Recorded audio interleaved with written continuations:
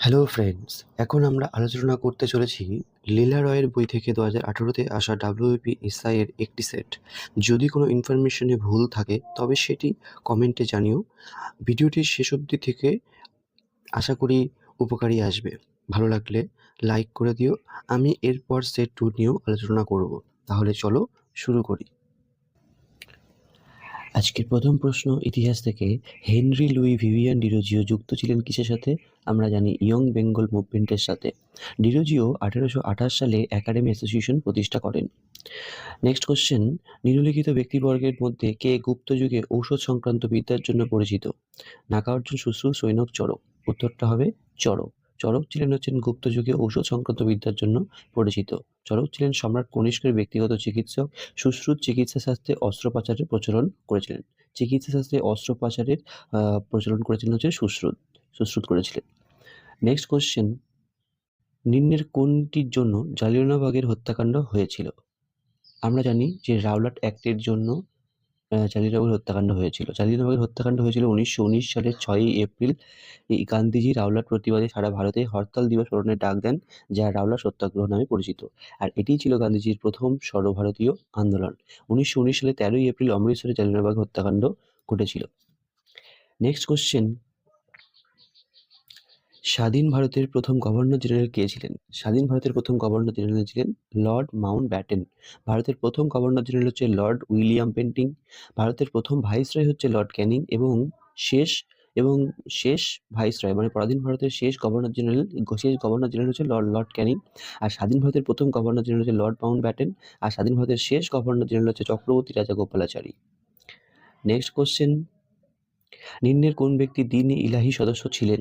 রাজা বীরবল, টোডরমল, তানসেন, রাজা মানসিং। রাজা বীরবল ছিলেন হচ্ছে দ্বীন-ই ইলাহি সদস্য। সম্রাট আকবর 1582 সালে দ্বীন-ই ইলাহি প্রবর্তন করেন। আর আবুল ফজল বীরবল ও ফৈজি এই ধর্মমত গ্রহণ করেন। সর্বপ্রথম গ্রহণ করেন হচ্ছে বীরবল। নেক্সট প্রশ্ন, বিচারক কিংসফোর্টের ওপর হামলায় ক্ষুদিরাম বোসের সঙ্গে কে সাহায্য করেছিল? সেটা হচ্ছে প্রফুল্ল চাকি। উত্তর হবে প্রফুল্ল চাকি। নেক্সট কোশ্চেন, দামোদর নদের উৎপত্তি হয়েছে কোথা থেকে? ছোটনাগপুর মালভূমি থেকে, পূর্বঘাট থেকে, হিমালয় থেকে, রাজমহল মালভূমি থেকে। ছোটনাগপুর মালভূমি থেকে উৎপন্ন হয়েছে দামোদর নদী। দামোদরকে বলা হয় বাংলার দক্ষ নদী। আচ্ছা, নেক্সট কোশ্চেন, ভারতের সর্ববৃহৎ সর্দার সরোবর বাঁধ কোন নদীর উপর নির্মিত হয়েছে? সেটা হচ্ছে নর্মদা নদীর উপর নির্মিত হয়েছে। ভারতের সর্ববৃহৎ বাঁধ সর্দার সরোবর বাঁধ যে নদীর উপর হয়েছে তা হলো নর্মদা নদী। আচ্ছা, শতদ্রু নদীর উপর হচ্ছে ভাকরা নাঙ্গাল। আর নর্মদা নদীর উপর হচ্ছে সর্দার সরোবর। নেক্সট কোশ্চেন, পশ্চিমবঙ্গে নিম্নলিখিত নদীগুলির সাথে যেগুলি সঠিক সেগুলো স্থাপন করুন। তাহলে প্রথম হচ্ছে আমরা জানি যে এখান থেকে গঙ্গা হচ্ছে মুর্শিদাবাদ। তাহলে 3-এর হচ্ছে এ। দেখো 3-এর এতে এখানে অপশনে কিন্তু একটাই রয়েছে, অপশন ডি। হ্যাঁ, এটা পড়লে হয়ে যাবে। আর বাকিগুলো দেখে নিই। বাকিগুলো হচ্ছে তিস্তা, সেটা হচ্ছে জলপাইগুড়ি। তিস্তা হচ্ছে জলপাইগুড়ি, তোর্ষা হচ্ছে কুচবিহার, আর কংসাবতী হচ্ছে পশ্চিম মেদিনীপুর।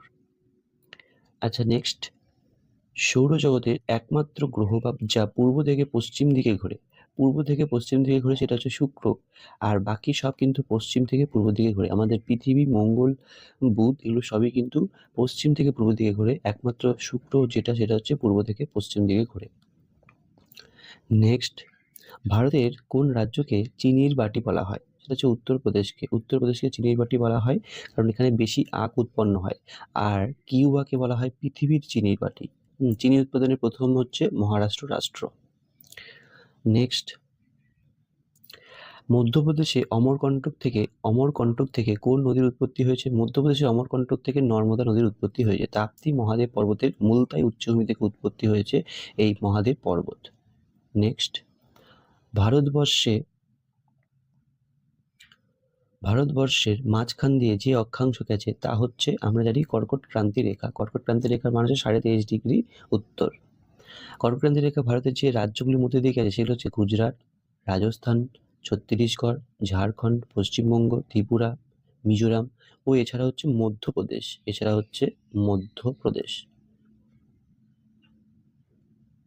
নেক্সট কোশ্চেন, ভারতের সর্বাপেক্ষায় পুরাতন হাইকোর্ট কোনটি? সেটা হচ্ছে কলকাতা হাইকোর্ট। কলকাতা হাইকোর্ট সবথেকে পুরনো হাইকোর্ট। এটা হচ্ছে 1862-তে 1st জুলাই এটা কিন্তু স্থাপন হয়েছিল। তারপর বোম্বে হাইকোর্ট 1862-তে 14ই আগস্ট হয়েছিল। তারপর মাদ্রাস হাইকোর্ট 1862-র 15ই আগস্ট হয়েছিল। তাহলে প্রথম হচ্ছে কলকাতা, যেটা 1st জুলাই 1862-তে। বোম্বে হাইকোর্ট সেটাও 1862-তে কিন্তু 14ই আগস্ট। মাদ্রাস হাইকোর্ট সেটাও 1862-তে কিন্তু 15ই আগস্ট। আর এলাহাবাদ হাইকোর্ট যেটা হচ্ছে 1866-তে হয়েছিল। নেক্সট, ভাষার ভিত্তিতে ভারতে সর্বপ্রথম কোন রাজ্য পুনর্গঠন হয়েছিল? ভাষার ভিত্তিতে সর্বপ্রথম যে রাজ্য হয়েছিল সেটা হচ্ছে অন্ধ্রপ্রদেশ। অন্ধ্রপ্রদেশে তেলেগু ভাষীদের জন্য 1953 সালের 1 অক্টোবর অন্ধ্র রাজ্য ভাষার ভিত্তিতে ভারতের প্রথম রাজ্য হিসাবে আত্মপ্রকাশ করে, পরবর্তীতে যার নাম হয় অন্ধ্রপ্রদেশ। নেক্সট কোশ্চেন, নিম্নের কোন সংশোধনীর দ্বারা ভারতীয় সংবিধানের প্রস্তাবনা সংশোধিত হয়েছিল? সেটা হচ্ছে 42তম সংশোধনের মাধ্যমে। 1976 সালের 42তম সংশোধনের প্রস্তাবনাতে ধর্মনিরপেক্ষ, সমাজতন্ত্র ও সংহতি শব্দ 3টি যোগ করা হয়, বা গণতান্ত্রিক, এটা আমরা ইউজ করতে পারি গণতান্ত্রিক সংহতির বদলে। নেক্সট হচ্ছে, পদে থাকাকালীন কোনো ভারতীয় রাষ্ট্রপতি মারা গেলে উপরাষ্ট্রপতি রাষ্ট্রপতি রূপে কাজ চালাতে পারেন কত মাস? এটা হবে 6 মাস। 6 মাস কাজ চালাতে পারেন উপরাষ্ট্রপতি, যদি সেখানে রাষ্ট্রপতি মারা যান। সংবিধানের এটি হচ্ছে 65 থেকে 62 নম্বর ধারা অনুযায়ী কিন্তু এটা করা হয়। নেক্সট কোশ্চেন, ভারতের কোন রাজ্যে জম্মু ও কাশ্মীরের পরে দ্বিতীয় রাজ্যরূপে কেন্দ্রের অনুমোদিত সাপেক্ষ রাজ্য নিজস্ব পতাকা চালু করতে চলেছে? সেটা হচ্ছে কর্ণাটক রাজ্য। কর্ণাটক রাজ্য কিন্তু কি করতে পারে? কর্ণাটক রাজ্য হচ্ছে নিজস্ব যে পতাকা সেটা কিন্তু চালু করেছে। নেক্সট কোশ্চেন, কোন অনুচ্ছেদ অনুযায়ী ভারতীয় সংবিধান সংশোধন করা হয়? সেটা হচ্ছে অনুচ্ছেদ 368 দ্বারা। 368 দ্বারা হচ্ছে সংবিধান সংশোধন করা হয়। আর 360-এ যেটা হচ্ছে আর্থিক জরুরি অবস্থা ঘোষণা করা হয়। আর হচ্ছে 370 যেটা রয়েছে সেটা কিন্তু 370-এরটা কিছু 370 হচ্ছে জম্মু কাশ্মীরকে যে সাময়িক কিছু সময়ের জন্য যে স্বীকৃতি দেওয়া হয়েছিল স্টেট হিসাবে সেটা। 362 কিন্তু সেটা বাদ দেওয়া হয়েছিল 26তম অ্যামেন্ডমেন্ট অ্যাক্টের মাধ্যমে। এখন আমরা অর্থনীতি থেকে দেখি। প্রথম হচ্ছে নাবার্ড প্রতিষ্ঠানটি জড়িত কিসের সঙ্গে? শহরের সাথে, রেলের সাথে, শিল্পের সাথে, গ্রামের সাথে? উত্তরটা হবে কিন্তু গ্রামের সাথে। এর একটা নাবার্ডের পুরো নাম হচ্ছে national bank for agriculture and rural development. 1982 সালে এটি প্রতিষ্ঠা হয়েছিল। নেক্সট কোশ্চেন,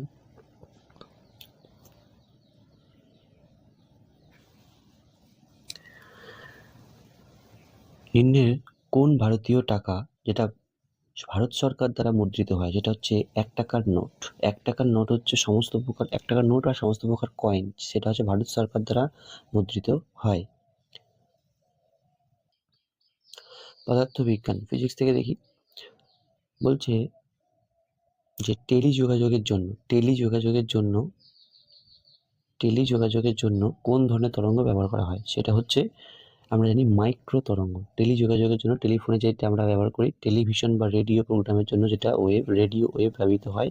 আর হচ্ছে টেলিযোগাযোগের জন্য মানে ফোনে সেটা হচ্ছে মাইক্রো তরঙ্গ ব্যবহৃত হয়। তাহলে ফোনে যেটা যোগাযোগ করা হয় সেটা হচ্ছে কোন তরঙ্গ? মাইক্রো তরঙ্গ। আর টেলিভিশন, রেডিওতে যেটা হয় সেটা হচ্ছে রেডিও ওয়েভ ব্যবহৃত হয়। গাড়ির হেডলাইটে যে প্রকার দর্পণ ব্যবহার করা হয় তা কি? গাড়ির হেডলাইটে হচ্ছে অধিবৃত্তাকার অবতল দর্পণ। অধিবৃত্তাকার অবতল দর্পণ, যাকে আমরা কনকেভ মিরর বলে থাকি। যা গাড়ির হেডলাইটে যে প্রকার দর্পণ ব্যবহার করা হয় তা হলো অধিবৃত্তাকার অবতল দর্পণ। আর হচ্ছে গাড়ির বাল্বকে হচ্ছে ফোকাসে রাখা হয় এবং উত্তল দর্পণ গাড়ির পেছনের দৃশ্য দেখাবার জন্য, উত্তল দর্পণ হচ্ছে গাড়ির পেছনের দৃশ্য দেখাবার জন্য সাইড ভিউ মিরর ও রেয়ার ভিউ মিরর, অর্থাৎ যে দুটো গ্লাস, যেটা আমরা লুকিং গ্লাস যেটা বাইকে যেটা থাকে সেখানে কিন্তু উত্তল দর্পণ থাকে গাড়ির পেছনের দৃশ্য দেখবার জন্য। নেক্সট, অতি নিম্ন তাপমাত্রায় ঘটিত বিভিন্ন ঘটনা সংক্রান্ত বিষয় সম্পর্কিত বিজ্ঞান যে নামে পরিচিত তা কি? অতি নিম্ন তাপমাত্রায় ঘটিত বিভিন্ন ঘটনা সংক্রান্ত বিষয় সম্পর্কিত বিজ্ঞান যে নামে পরিচিত তার নাম হচ্ছে ক্রায়োজেনিক্স। নেক্সট, রোগ সংক্রমণকারী পতঙ্গদের কি বলা হয়? রোগ সংক্রমণকারী পতঙ্গদের বলা হয় ভেক্টর। রোগ সংক্রমণকারী পতঙ্গদের কি বলা হয়? ভেক্টর। আচ্ছা, যদি আমরা প্রথমে যদি দেখি যে কুচিপুড়ি হচ্ছে, সেটা হচ্ছে কোথায়? সেটা হচ্ছে অন্ধ্রপ্রদেশে। এটা একদম কমন যে কুচিপুড়ি হচ্ছে অন্ধ্রপ্রদেশ। আর হচ্ছে ভারতনাট্যম, যেটা ভারতনাট্যমটা কোথায়? ভারতনাট্যমটা আমরা জানি সেটা হচ্ছে তামিলনাড়ুতে, এটাও খুবই কমন। আর মোহিনীঅট্টম যেটা, সেটা কিন্তু কেরালাতে। আর সাত্রিয়া যেটা, যেটা হচ্ছে আসাম। তাহলে এটা আসবে অপশন সি। নেক্সট কোশ্চেন, হিরোশিমাতে ফেলা পারমাণবিক বোমাটির সাংকেতিক নাম কি ছিল? সাংকেতিক নাম হচ্ছে ফ্যাটম্যান, বিগ বয়, থিন বয়, লিটল বয়। এটা হচ্ছে লিটল বয়। সাংকেতিক নাম যেটা হচ্ছে বিগ বয়। আর নাগাসাকিতে ফেলা যে পারমাণবিক বোমা, সেটা সাংকেতিক নাম ছিল হচ্ছে ফিটম্যান বা ফ্যাটম্যান। নেক্সট কোশ্চেন যেটা, সেটা বলবো, বন্ধন এক্সপ্রেস একটি যাত্রীবাহী ট্রেন চলাচল করে কোথা থেকে? কলকাতা থেকে রায়গঞ্জ, শিয়ালদা থেকে নিউ জলপাইগুড়ি, হাওড়া থেকে নিউ দিল্লি, কলকাতা থেকে খুলনা। সেটা হচ্ছে কলকাতা থেকে খুলনা, অর্থাৎ বাংলাদেশ। সেটা হচ্ছে বন্ধন এক্সপ্রেস চলাচল করে। Next question, the argumentative Indian. The argumentative Indian কার লেখা? এই বইটি কার লেখা? এই বইটি হচ্ছে অমর্ত্য সেনের লেখা। আমরা আরও কিছু বই দেখে নিই। চেতন ভগতের লেখা হচ্ছে 5 পয়েন্ট সামওয়ান। অরুন্ধতী রায়ের লেখা হচ্ছে the god of small things. N C চৌধুরীর হচ্ছে a passage to England. Next question, Saikhom Mirabai Chanu কোন খেলার সঙ্গে যুক্ত? ভারোত্তোলন। ভারোত্তোলনের সঙ্গে বিখ্যাত।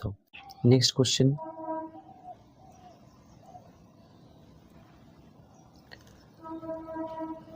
কোন খেলার সঙ্গে ফর্মুলা 1 যুক্ত? Cricket, polo, motor racing, ice hockey. এটা হচ্ছে মোটর রেসিং।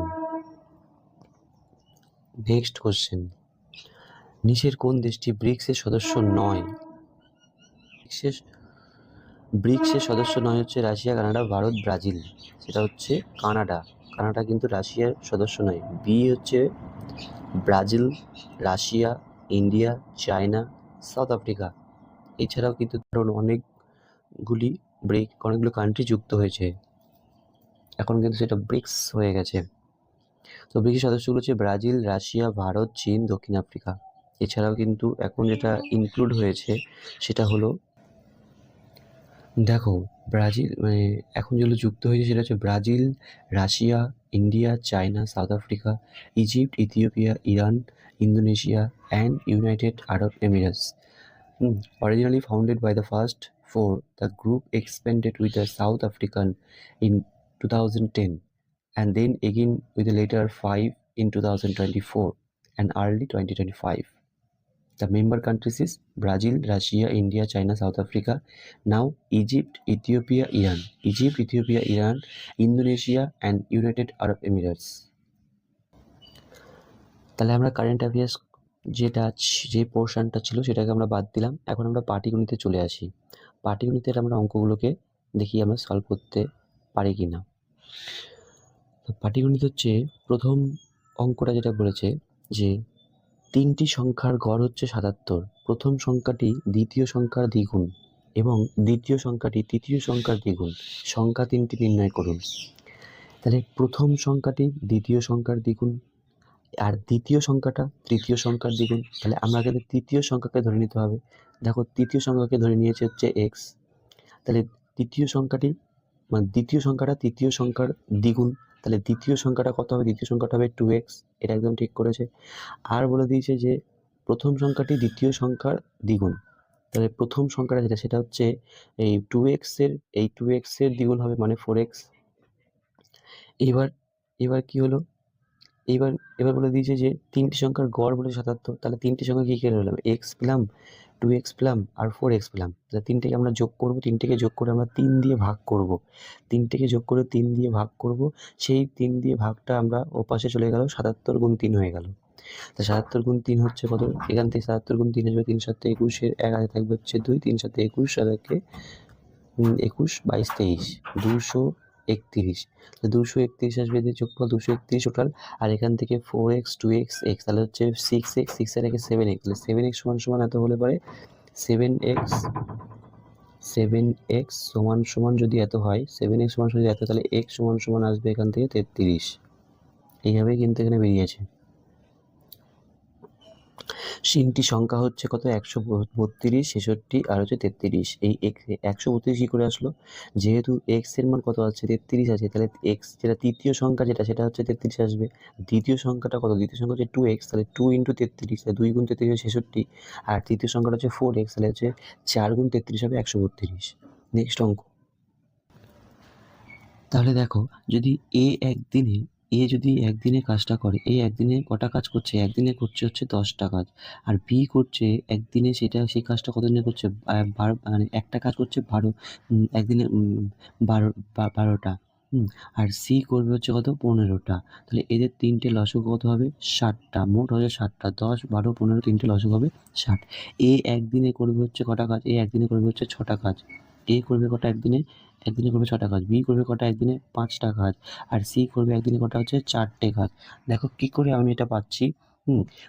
যদি আমরা যদি 10 দিন কাজ করে, বি যদি 12 দিন কাজ করে, সি যদি 15 দিন কাজ করে, তাহলে 10, 12, 15 এই তিনটে লসাগু করে দেখবে 60 হবে। এবার কথাটা হচ্ছে টোটাল কাজ তাহলে কত হলো? 60। তাহলে যদি একদিনে 10টা কাজ করে, তাহলে 60টা কাজ করতে কত সময় লাগবে? 10কে 6 দিয়ে গুণ করো, 6 10 কত হয়? 60। আর বি যদি একদিনে 12টা কাজ করে, তাহলে সে 60টা কাজ করতে তার কত সময় লাগে? 5 12 60 হয়, তাই 5টা।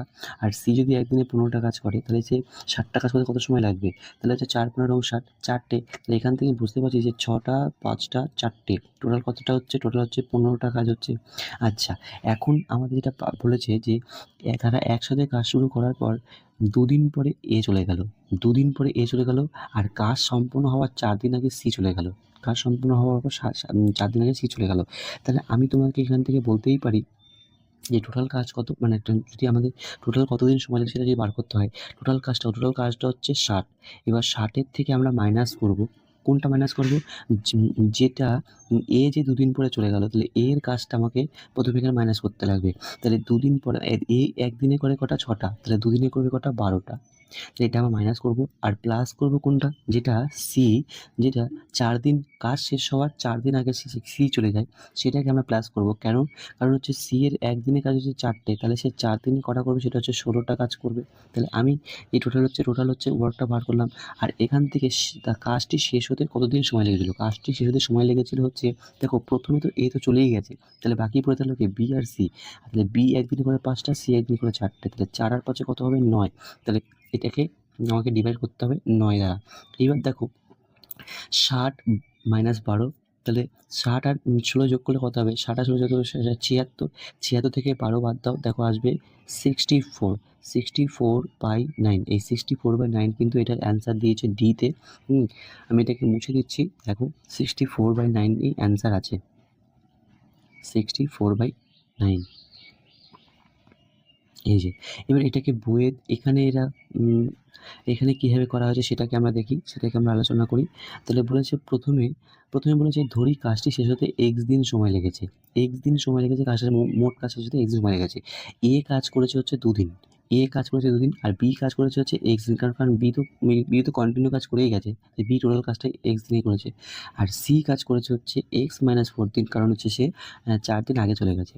তাহলে এবার কথাটা হচ্ছে যে এর হচ্ছে টোটাল কাজ করেছে 10 দিন, তাহলে 2 দিনে কতটা করবে? 2/10। বি এর হচ্ছে টোটাল কাজ হচ্ছে এক্স দিন, তাহলে বি কত দিন করবে? x/12। আর সি করবে কত? x - 4/15 সমান সমান টোটাল কাজ হচ্ছে 1। তাহলে এখানেও 1 হয়েছে। এবার দেখো, এবার 10, 12, 15 লসাগু এখানে 60 হয়েছে।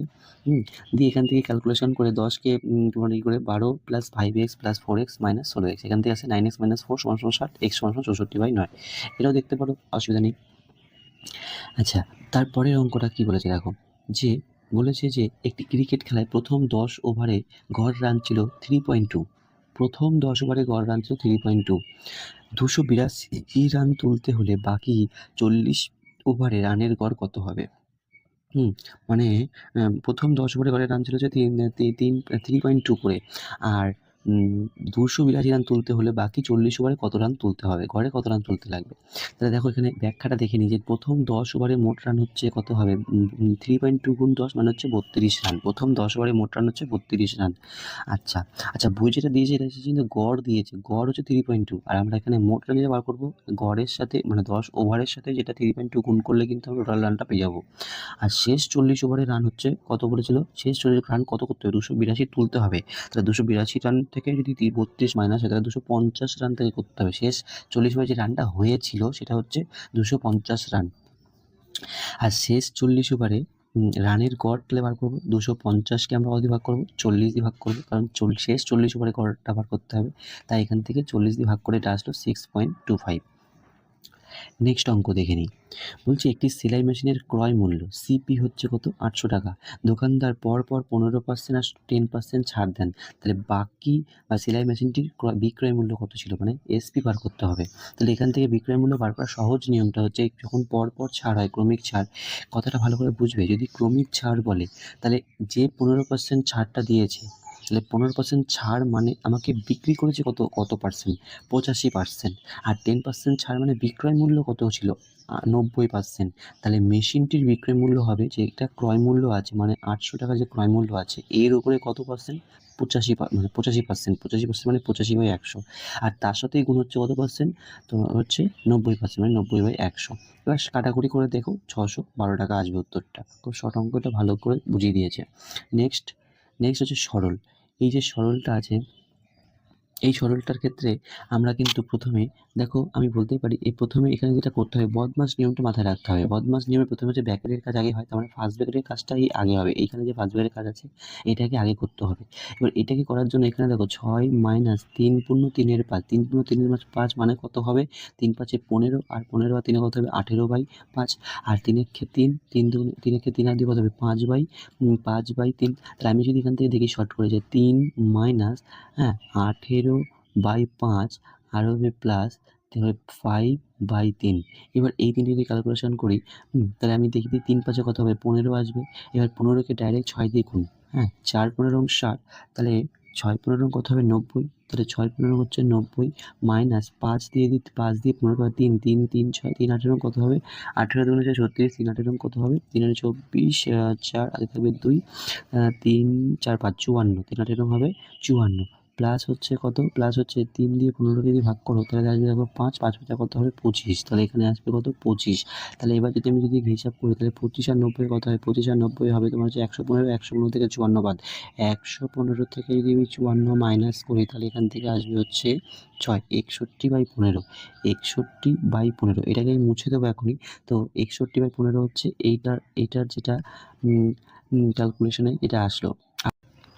দেখো এখানে কিন্তু অঙ্কটা কিন্তু ব্যাখ্যা করেই দিয়েছে। প্রথমে এটার কাজ করেছে, এটার কাজে এখানে টোটাল বেরিয়েছে হচ্ছে 61/15। আমি যেটা বলেছিলাম 61/15 এখানে বলেছে।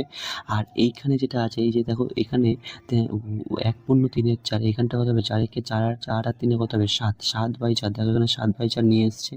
প্লাস হচ্ছে কত, প্লাস হচ্ছে এটা কিন্তু প্লাস নয়, এটা কিন্তু ভাগ ছিল। এই যে চিহ্নটা দেখতে পাচ্ছ এখানটাতে যেটা আছে, সেটা কিন্তু এই যে চিহ্নটা আছে এখানে এটা কিন্তু তোমার ভাগ আছে। তো এইটা কিন্তু মাথায় রাখবে, এটা কিন্তু প্লাস নয়। তাই এই যে ভাগটা ছিল, ভাগটা কী হয়ে গেল, গুণ হয়ে গেল। গুণ হয়ে গেলে কী হয়ে গেলো 4/3, এটা উল্টে গেল, 4/3 হয়ে গেল, 4/3 হয়ে গেল। আর এটার বদলে পুরোটা কত বসে গেল 61/15। এখন এইখানটা দেখো 4 4 কেটে দিয়েছে, 4 4 কেটে 7/3 পড়ে থাকে, তাহলে 7/3 প্লাস হচ্ছে 61/15। এবার এইটাকে ফার্স্ট ব্র্যাকেটের মধ্যে রাখলো। এবার এই ফার্স্ট ব্র্যাকেটের মধ্যে রেখে এটা এবার সমাধান করলো। 3কে 15 দিয়ে গুণ করলে 3 আর 15 লসও কত হবে 15ই হয়। আর এখান থেকে এটা আমি তোদের দেখিয়ে দিই এটাকে, যে 3 আর 15 লসও কত হবে 15 হবে। আর 3 দিয়ে যদি 15কে ভাগ করে কত আসবে, 3 5 এ 15, আর 5 7 কত হবে, 5কে 7 দিয়ে গুণ করলে 5 7 35, আর 15 যদি এটা হয় তাহলে 61। তাহলে 61 আর তুমি এই 35 আর 61 দিয়ে যোগ করো তাহলে দেখো কত আসবে 96 বাই কত আসবে 96/15 আসবে। হুম, 96/15। তাহলে এবার আসছে যে 9 ভাগ 41/5 মাইনাস 96/15। এবার 15 আর 5 এর যদি লসাগু করো তাহলে কত হবে? 15 হবে। এবার এটা যদি লসাগু 15 হয়, আমি এটাকে একবার দেখিয়ে দিই যে 15 যদি লসাগু হয়, 5 দিয়ে 3 কে করলে কত হবে? 5 দিয়ে 15 কে করলে হবে 3। 3 দিয়ে যদি তুমি 41 কে গুণ করো তাহলে আসবে 3 একে 3 আর 3 4 কত আসবে? 12। 123 মাইনাস কত আসবে? 96। 123 মাইনাস কত আসবে? 96।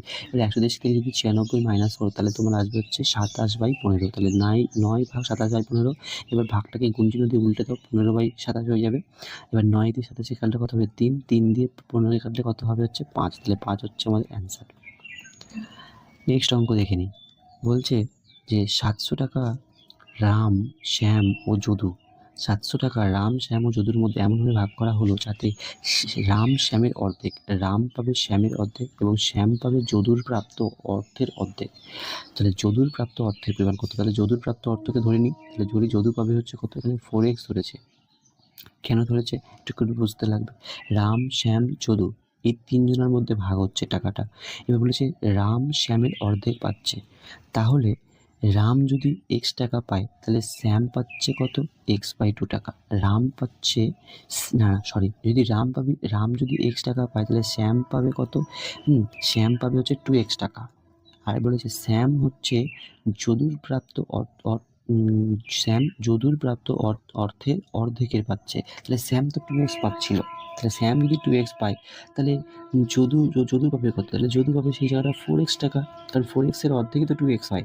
তাহলে দেখো এখানটায় লিখে দিয়েছে যে এখানটায় দেখো আমাদের এটা করে দিয়েছে যে ধরি যদু পায় হচ্ছে এখান থেকে প্রথমে মনে রাখতে হবে যে রাম পাবে x টাকা, এটাকে আমাকে আগে ধরে নিতে হবে। তারপর শ্যাম বার করতে হবে। শ্যাম পাবে কত? 2x টাকা। কারণ এই x টাকার হচ্ছে এই x টাকার দ্বিগুণ পায় হচ্ছে শ্যাম। আর যদু পাবে কত? যদু হবে শ্যামের হচ্ছে 2x টাকা, মানে শ্যামের 2x টাকা মানে হবে 2x এর 2x এর হবে 4x হবে। এবার এই তিনটের যোগফল হয়ে যাবে তোমার কত? 700 টাকা। তাহলে এখান থেকে x এর মান বার করে ফেলো। এখান থেকে 4 আর 2 6 আর 1 7। তাহলে 7x সমান 700 হলে পরে x সমান 100। তাহলে আমাকে এখানে বার করতে বলেছে কোনটা? আমাকে বার করতে বলেছে যদুর প্রাপ্ত অর্থ। যদুর হচ্ছে কত? যদু হচ্ছে 4x। তাহলে যদু যদি 4x হয় তাহলে 4 গুণ 100 মানে হচ্ছে 400 টাকা। এটাই হচ্ছে অ্যান্সার এখানটাতে। আচ্ছা, নেক্সট অঙ্ক দেখে নিই আমরা। বলেছে যে 13 অপেক্ষায় বৃহত্তর দুটি সংখ্যার গসাগু, 13 অপেক্ষায় বড় দুটি সংখ্যার গসাগু এবং লসাগু যথাক্রমে 13 ও 273 হলে সংখ্যা দুটির যোগফল কত? তাহলে 13 অপেক্ষায় বড় সংখ্যা দুটির গসাগু ও লসাগু। তাহলে ধরি সংখ্যা দুটি মানে 13 অপেক্ষায় বড় হচ্ছে সংখ্যা দুটির গসাগু এবং লসাগু। ঠিক আছে? হ্যাঁ, সেটা হচ্ছে গসাগুটা হচ্ছে 13। গসাগু কত হচ্ছে? গসাগু হচ্ছে 13 আর লসাগু কত হচ্ছে? লসাগু হচ্ছে 273। তাহলে সংখ্যা দুটির যোগফল কত হবে? তাহলে এক্ষেত্রে সংখ্যা দুটিকে যেহেতু গসাগুটা যেহেতু 13 আছে তাহলে সংখ্যা দুটি আমি জানি যে 13x আর একটা 13y। কেন হচ্ছে 13x আর y? কারণ দুটো যে সংখ্যা তার সংখ্যার গসাগু তো আমার 13। তাহলে গসাগু মানে এটাকে কমন ফ্যাক্টর বলা হয়। তাই x এর সাথে এখানে 13 গুণ করা হয়েছে, y এর সাথে 13 গুণ করা হয়েছে। আসলে সংখ্যা দুটো হচ্ছে x এবং y। আচ্ছা, এবার দেখো 13x এবং y এর লসাগু কত হচ্ছে? লসাগু হচ্ছে 13xy। আর এখানে 13x যদি লসাগুটা হয় তাহলে এখানে দেখো লসাগুর সাথে এখানে লসাগু তো বলে দিয়েছে 273। তাহলে 13xy সমান তুমি কি করতে পারো? 273 করতে পারো। 13xy সমান 273। তাহলে xy সমান হচ্ছে 21। তাহলে 21কে তুমি লিখতে পারো 3 গুণ 7 করে। 3 গুণ 7 করে। এবার কোশ্চেনটাতে কি বলা হয়েছে যে সংখ্যা দুটির যোগফল, অর্থাৎ x গুণ y হচ্ছে কত? x গুণ y হচ্ছে 21। 21 মানে কত? 3 গুণ 7। তাহলে সংখ্যা দুটো আমি বলতে পারি 3 আর 7। এবার 3 আর 7 সংখ্যা দুটির যোগফল বার করতে হবে। তাহলে আমরা সংখ্যা দুটো আমরা জানি যে সংখ্যা দুটো ছিল হচ্ছে 13x। সংখ্যা দুটো কি ছিল? 13x ছিল আর একটা 13y ছিল। তাহলে 13x আর 13y মানে হচ্ছে 13 গুণ 3 আর 13 গুণ 7। এবার এই দুটোকে গুণ করে আমাদের এখান থেকে 130 আসলো সংখ্যা দুটির যোগফল। নেক্সট অঙ্ক। একটি নৌকা স্রোতের প্রতিকূলে কোনো দূরত্ব 8 ঘন্টায় 48 মিনিটে অতিক্রম করে এবং স্রোতের অনুকূলে একই দূরত্ব 4 ঘন্টায় অতিক্রম করে। নৌকার বেগ ও স্রোতের বেগের অনুপাত কত? নৌকার বেগ ও স্রোতের বেগের অনুপাত কত বার করতে বলেছে। তাহলে আমি এখানে এদিকে দেখো কি বলতে পারি যে একটা বেগ যাচ্ছে স্রোতের প্রতিকূলে। প্রতিকূল হচ্ছে নৌকা যেদিকে মানে স্রোত যেদিকে যাচ্ছে তার অপোজিটে। স্রোত যেদিকে যাচ্ছে তার বিপরীতে হচ্ছে বলা হয় প্রতিকূল। আর অনুকূল কি বলা হয়? অনুকূল মানে স্রোত যেদিকে যাচ্ছে সেদিকেই বলা হয় হচ্ছে অনুকূল। তাহলে দেখো এখান থেকে মানে কীভাবে করেছে আমরা দেখে নিই। বলছে ধরি নৌকার বেগ হচ্ছে x কিলোমিটার/আওয়ার। ধরি কি বলেছে? নৌকার বেগ হচ্ছে x কিলোমিটার/আওয়ার এবং স্রোতের বেগ হচ্ছে y কিলোমিটার/আওয়ার। তাহলে নৌকা x কিলোমিটার/আওয়ার, স্রোতের বেগ y কিলোমিটার/আওয়ার। এবার যখন স্রোতের অনুকূলে যাচ্ছে, অনুকূলে মানে হচ্ছে প্লাস, অনুকূলে মানে এই নৌকার বেগ আর হচ্ছে স্রোতের বেগের মধ্যে যোগফল x প্লাস ওয়াই। আর প্রতিকূল মানে কত? মাইনাস। প্রতিকূল হচ্ছে কার থেকে কার মাইনাস হবে? নৌকার বেগের থেকে স্রোতের বেগ মাইনাস হবে। এবার আমাদের কোশ্চেনে বলেছে যে এই নৌকা প্রতিকূলে হচ্ছে কোনো দূরত্ব যাচ্ছে হচ্ছে 8 ঘন্টা 48 মিনিটে, আর অনুকূলে যাচ্ছে সমদূরত্ব 4 ঘন্টা অনুকূলে আসছে। তাহলে এবার আমাদের এখান থেকে কি হচ্ছে, যেটা অনুকূলে যেটা রয়েছে এক্স প্লাস ওয়াই, যেটা অনুকূলে যেটা রয়েছে এক্স প্লাস ওয়াই কিলোমিটার, এর সঙ্গে কত গুণ হবে? 4, কারণ হচ্ছে 4 ঘন্টায় যাচ্ছে অনুকূলে। আর প্রতিকূল কত হচ্ছে? এক্স মাইনাস ওয়াই, তাহলে এর সঙ্গে কত গুণ হবে? এক্স মাইনাস ওয়াইয়ের সঙ্গে হবে, এখানে বলেছিল কি 8 ঘন্টা 48 মিনিট। 8 ঘন্টা 48 মিনিট। এবার 8 ঘন্টা 48 মিনিটকে যদি আমাদের পুরোটাকে ঘন্টায় কনভার্ট করতে হয়, তাহলে আমাদের এখান থেকে কী আসবে সেটা বার করতে লাগবে, যে 8 প্লাস 48 মিনিট, 48 বাই হচ্ছে 60, 8 প্লাস 48 বাই 60। এবার তুমি যদি কাটাকুটি করে দেখো, 12 দিয়ে যদি কাটো, 12 দিয়ে হচ্ছে 5 বারং 60, আর 12 দিয়ে হচ্ছে দেখো 304, 4 বারং 48। এবার তাহলে গুণ করে, এবার ক্যালকুলেশন করো, 5কে 8 দিয়ে গুণ করো, 5 8 কত হবে? 5 8 40, আর 4 কত হবে? 44, 44 বাই 5। তাহলে এইভাবে কিন্তু আমার কিন্তু এখানে কিন্তু এই 44-এ 5 ঘন্টাটা কিন্তু নিয়ে এসছে। আচ্ছা, তাহলে এবার যদি কোনাকুনি মাল্টিপ্লিকেশন মানে বজ্রগ্রহণ করা হয়, 4কে এই 5কে 4 দিয়ে গুণ করতে পারো। 5কে 4 দিয়ে গুণ করলে, এই 5কে যদি 4 দিয়ে গুণ করো তাহলে 4 5 কত হবে? 20। তারপরে কিন্তু ইজি হয়ে যাবে যে 20কে x দিয়ে গুণ করবে, 20x প্লাস হচ্ছে 20y সমান 44x মাইনাস 44y। তারপরে তুমি এখান থেকে এক্সগুলোকে এক সাইডে নিয়ে আসবে, ওয়াইগুলোকে আরেক সাইডে নিয়ে আসবে, তারপরে কিন্তু তুমি ক্যালকুলেশনটা করতে পারবে। দেখো আমি এখানে দেখিয়ে দিচ্ছি কীভাবে করেছে। এই যে -6y সমান -16y, মাইনাস ওয়াই দিকে কেটে গেলে, তাহলে 6y সমান 16y, তাহলে x বাই ওয়াই সমান 16/6, কাটাকুটি করে 8/3। তাহলে এইভাবে কিন্তু দুটি সংখ্যার অনুপাতটা বার করেছে। আমাদের বার করতে বলেছিল কি? আমাদের বার করতে বলেছিল যে নৌকার বেগ ও স্রোতের বেগের অনুপাত। তাহলে এখান থেকে কিন্তু এরা স্রোতের অনুপাতটা বার করেছে কত? 8:3। নেক্সট অঙ্কটা দেখে নিই। নেক্সট অঙ্কটা কী বলেছে, যে দুটি সংখ্যার যোগফল যদি 25 হয়, দুটি সংখ্যার যোগফল কত? দুটি সংখ্যার যোগফল বলে দিয়েছে 25, তাদের অন্তর বলেছে হচ্ছে 13। সংখ্যা দুটির গুণফল নির্ণয় করুন। সংখ্যা দুটির গুণফল কীভাবে এটা নির্ণয় করলো দেখি। বলছে সংখ্যা দুটির গুণফল হচ্ছে, যেহেতু যোগফল 25, তাহলে সংখ্যা দুটির গুণফল বার করতে হবে। এখানে কি প্রথমে 25 যোগ 13/2 গুণ 25 বিয়োগ 13/2। তাহলে 25 যোগ 13 হচ্ছে কত হবে? 25 যোগ 13 হচ্ছে আমার 38, 38/2 হবে 19। আর 25 বিয়োগ 13 কত হয়? 25 বিয়োগ 13, 25 থেকে 13 বাদ দিলে কত হবে? 12, 12কে 2 দিয়ে ভাগ করলে কত হবে? 6, 19 গুণ 6, তার মানে হবে 114। এইভাবে অঙ্কটা কিন্তু করেছে। নেক্সট অঙ্ক দেখে নিই। তিন ব্যক্তির বর্তমান বয়সের অনুপাত 4:7:9। 8 বছর আগে তাদের বয়সের যোগফল ছিল হচ্ছে 56, তাদের বর্তমান বয়স নির্ণয় করুন। তিন ব্যক্তির বর্তমান বয়সের অনুপাত 4:7:9। 3 ব্যক্তির বর্তমান বয়সের অনুপাত, বর্তমান বয়সে বলে দিয়েছে এত। 8 বছর আগে তাদের বয়স ছিল কত? বয়সের যোগফল ছিল হচ্ছে 56, তাদের বর্তমান বয়স নির্ণয় করুন, মানে 8 বছর পরে, মানে এখনকার। তাহলে যেহেতু বর্তমান বয়স নির্ণয় করতে বলেছে, তাহলে এই যে অনুপাতটা দিয়েছে এর সঙ্গে আমি যদি কে ধরে নিই, দেখি এটা কীভাবে করেছে। হ্যাঁ, তাহলে দেখো বলেছে হচ্ছে মানে যদি 4:7:9 হয়, তাহলে আমি বলতে পারি অনুপাতটা যদি ভেঙে নিই, তাহলে 4x + 7x + 9x, এটি সমান কত আসছে? এটি সমান আসছে বলছে 56 + 24। 24টা কীভাবে আসলো? যেহেতু তারা 3 জনে ছিল, 3 জন ছিল, আর 8 বছর আগে তাদের বয়সের যোগফল হচ্ছে 56, তাহলে 8 বছর পরে তাহলে কত হবে? 3 8-এ কত হবে? 24। তাহলে যেহেতু 3 8-এ 24, তার মানে হচ্ছে 56-এর সাথে 24 কিন্তু এখানে অ্যাড হচ্ছে। তাহলে এখান থেকে সব যোগ করে আসছে x সমান 4। তাহলে এবার যদি x সমান 4, তাহলে বর্তমান বয়সের বার করতে হবে 4। এই 4কে আমরা এই অনুপাতে বসিয়ে দেবো। এখানে 4 গুণ 4 হচ্ছে 16, 4 গুণ 7 হচ্ছে 4 7 28, 4 গুণ 9 হচ্ছে 4 9 36, তাই যে 16:28:36। আচ্ছা, নেক্সট অঙ্কটা দেখে নিই। বলছে কোনো বিদ্যালয়ের ছাত্রছাত্রীদের সংখ্যার অনুপাত হচ্ছে 3:2। যদি ছাত্রীদের 20% ছাত্রীদের 30% স্কলারশিপ প্রাপক হয়, তবে কত শতাংশ ছাত্রছাত্রী স্কলারশিপ পায়নি? তাহলে পায়নি কত শতাংশ, মানে পেয়েছে আগে বলি ছাত্রছাত্রীর সংখ্যার অনুপাত। ছাত্রছাত্রীর সংখ্যার অনুপাত, ছাত্র হচ্ছে 3, ছাত্রী হচ্ছে 2। ছাত্র 3, ছাত্রী 2।